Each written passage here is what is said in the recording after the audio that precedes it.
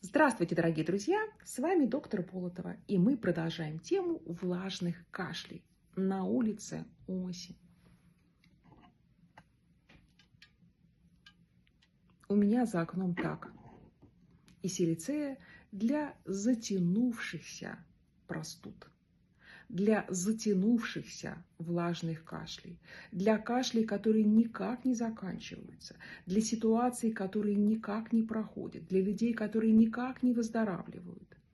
Влажный кашель, мокрота. Мокрота желтая, зеленая, желто-зеленая, гнойная, слизисто-гнойная и обильная. Это может быть состояние просто после банальной простуды, после бронхита, после пневмонии. Кашель не заканчивается. Основная тема силицеи.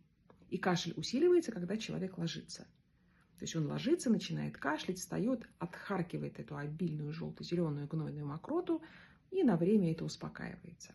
А если вы хотите больше знать о гомеопатии и научиться лечить всяческие другие состояния, приходите учиться на начальный, а затем на профессиональный курс в школу гомеопатии Болотова. Мы ждем вас. Не болейте, друзья!